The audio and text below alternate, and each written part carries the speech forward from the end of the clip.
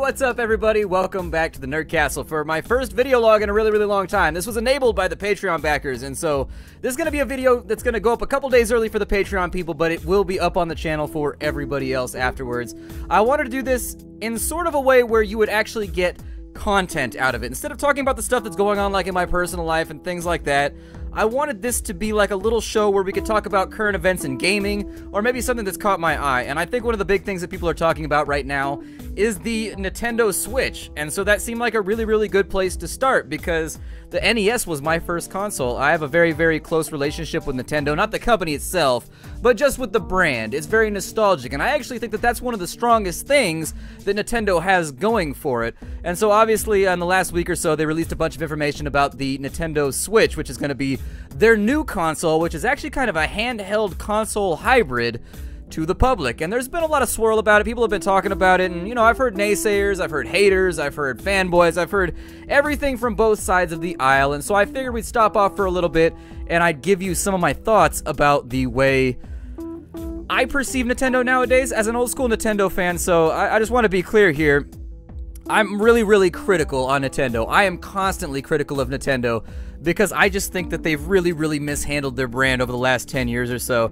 The last Nintendo console that I really truly enjoyed was like the GameCube. The rest of them had their up points. Like, there are things on the Wii that I enjoyed. There are things on the Wii U that I enjoy.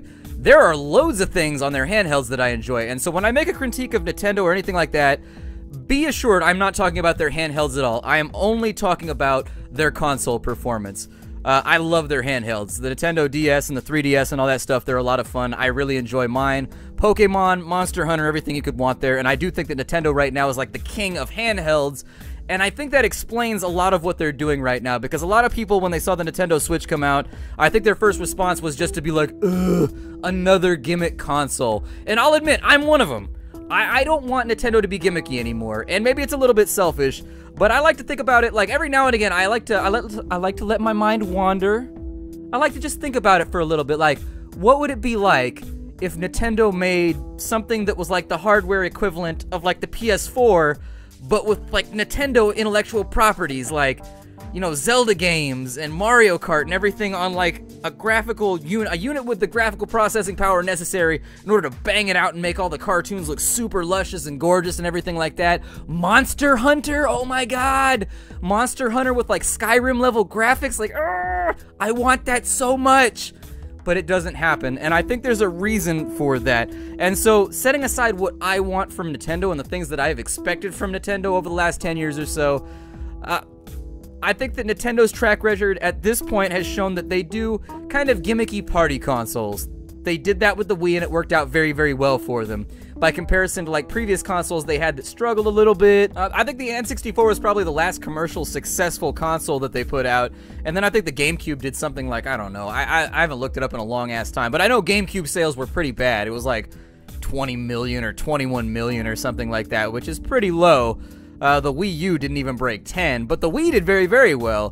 The Wii as a console, though, its main problem is that the Wii was not a console that was designed for gamers. The Wii was a console that was designed for, like, your grandma or, like, your little brother. It was a thing that you would break out when the family was over to play Wii bowling. And in fact, to this day, I still play Wii golf with my friends all the time. We break out Wii golf at least 2 to 3 times a month. It's a party console.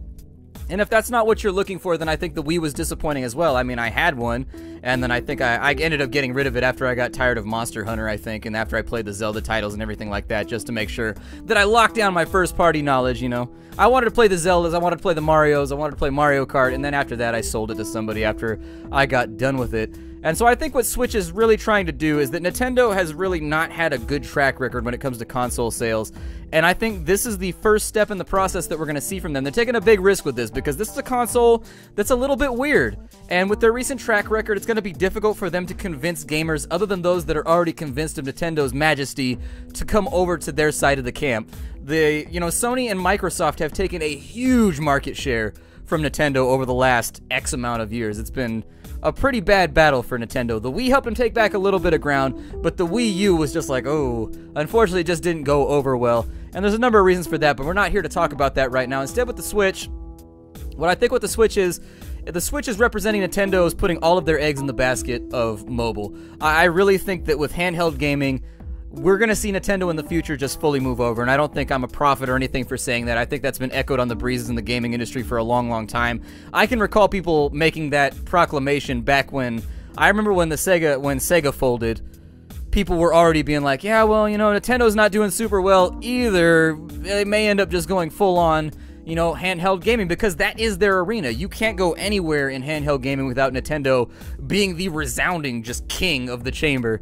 And so I think this represents them taking their first steps into converting their console market into a further handheld market.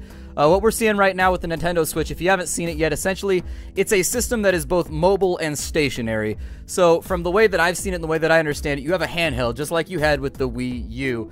That screen is locked down right here. It looks like it's roughly like that big by that big. It's kind of a large controller. It's a little bit larger than I think what you would expect from like the 3DS XL. And you can take that with you where you want to go. I assume the battery life is going to be sufficient. I've never had issues with my battery life on my 3DS or anything like that. Nintendo seems to have a pretty good track record with battery life. Nowadays, it's not that big of a concern with phones and everything else. I think you're seeing more mileage out of battery life than ever before. But you can take that with you. And then when you're at home, you can actually seat that into a dock. You seat it into the dock. It goes to your TV, which gives you HD display. And you can actually play the games on your handheld on your screen, as I understand it, in higher fidelity, making them look even better than they're represented down in your hands. On top of that, I took a look at the controller. The controller seems to be alright. I'm okay with it. I'm a little bit lukewarm on it. I'm a fan of the Xbox controller. It's just the Xbox One controller and the Xbox 360 controllers, for me, are the most ergonomically comfortable controllers I've ever seen. Feel free to disagree. That's going to come down to like biometrics, essentially. Like, everybody has different hands. Everybody has different things that they find comfortable. My hands are small. Therefore, like the PS4 controller, for example, if I play for more than 3 or 4 hours, I get really bad cramps on the insides of my palms right here, just because it holds my hands in an unnatural position. Because the size of my hands does not match up with the controller, whereas with the 360 and the One, I can do that all day. I never had that problem with the Wii U. I do have a Wii U, and from what I can tell, they've basically ported over. I'm looking at a picture of it right now, and in fact, I'll try to get you a picture of it in the video log when this goes up. But yeah, with the Wii U, it looks like it's more or less the exact same controller that they were trying to use with the Wii U. I never really had an issue with that. My hope is that with the handheld controller for the Nintendo Switch, I'm really hoping that they'll take that and they'll make it feel a little bit weightier. I know there's an argument against it being, I can see what they were trying to do with the Wii U controller. With the Wii U controller, I could tell they were trying to make it light so that it didn't weigh in your hands and it didn't take any effort to hold, but it ended up feeling very, very Tinker Toy-ish. It ended up feeling like my Wii U controller does not feel substantial in my hands. Like, it feels like if I drop this thing, it's going to blow away in the wind or whatever, and I just don't like that about it. I like my electronics to be weighty and to have, like, a nice feel to them. And so I'm hoping they make it a little bit heavier, even if they have to artificially do that. Just make it slightly heavier than the Wii U controller. But aside from that, it looks like they've mainly held on to the button configuration. I don't know how they're going to handle triggers or anything like that. I assume it's not going to be that much of an issue. They could just go back to the old PlayStation way of doing it, where the shoulder buttons used to be your triggers instead of having them around the bottom like they have on all modern consoles. I'm not really sure how they're going to play around with that.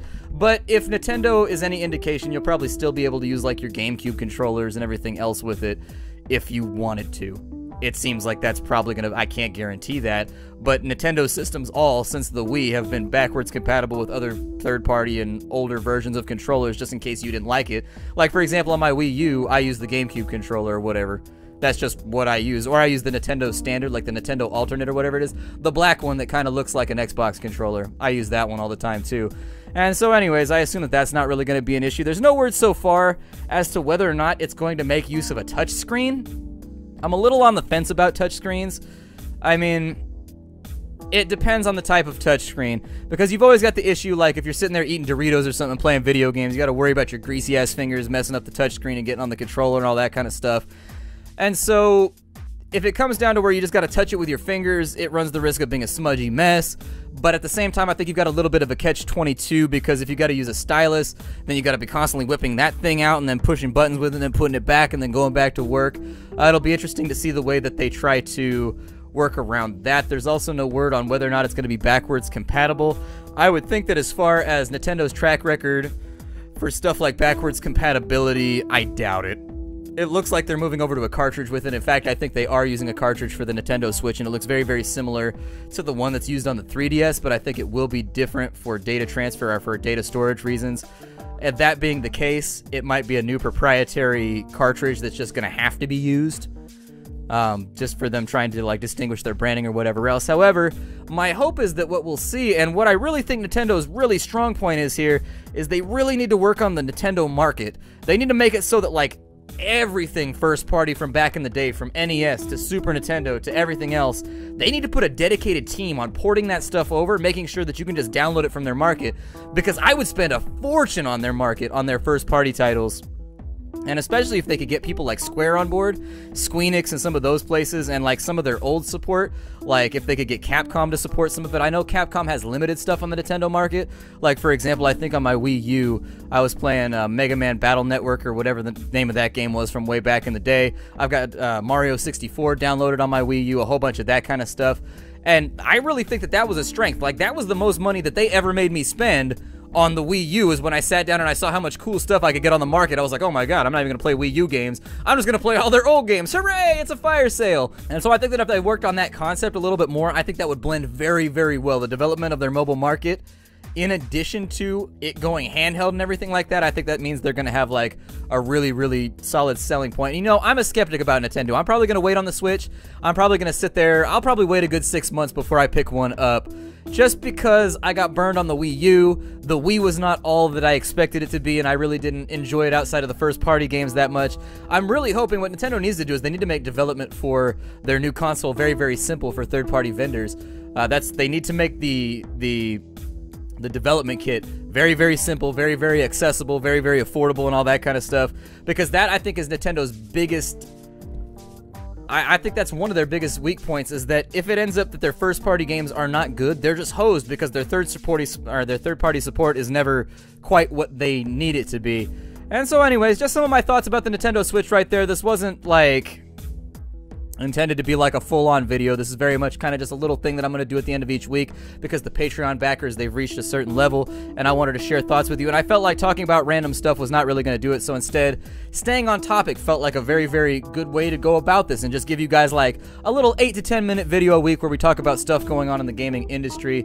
I would love to see Nintendo make a resurgence. That's the thing, is I always sound like a naysayer, or I always sound like I'm very much skeptical when it comes to Nintendo, but that's because I grew up in the SNES generation where Nintendo was just like king, and they were like killing it, and I remember what Nintendo was, and I know what Nintendo could be, and so I really, really, I hope that the Nintendo Switch works out. I seriously do, because I don't want to see Nintendo exit from consoles. I really don't want to see that. As much as I am kind of a Xbox fanboy, and I very much like my Xbox, I do, I like it a lot. At the same time, that doesn't mean that I want to see Nintendo leave the arena, and a few more failed systems, and that might be what we're looking at. They might go fully into handhelds, and I don't want to see that. I would rather see hybrid consoles from them, unique ideas. If nothing else, you got to give it up to Nintendo for at least trying new ideas, whereas everybody else is basically creating the same wheel that we've had since the beginning. So, anyways, just my thought on the Nintendo Switch. I may actually come back in and give you guys a little bit of an update as time goes along about things that are coming along. I'm willing to bet that the Nintendo Switch, and in fact I know they're releasing with a Zelda title. That's very, very good for them. You know there's going to be new Marios and everything like that. I know that there's going to be an Elder Scrolls conversion and stuff like that. So I'm thinking that it'll have a pretty interesting catalog when it comes out, but we'll just have to wait and see for right now. Nobody has like hands-on with the Switch at the moment. This is all just like basic press kit type stuff. So anyways, I'll get back to you with more information about it as time goes along. And that'll be it for right now. Thank you for backing me on Patreon. If you haven't had the chance, check it out. You do get some cool stuff in there. I'm going to have a podcast going up pretty soon that's going to be for you guys as well, where I talk with other YouTubers about like selected subjects and like tangential stuff that comes up along the way. And so I think that the Patreon's a very, very good thing for you and for me. I think this is like a really, really good kind of symbiosis where it enables me to give you guys cooler content where I do things that get me outside my comfort zone. And at the same time, it allows you to also get access to me through Discord. It gives you new videos and new things that I can play around with. And so I think it's going to be a lot of fun in the future. Thanks for stopping on in, and I will see you all next time. Bye, everybody.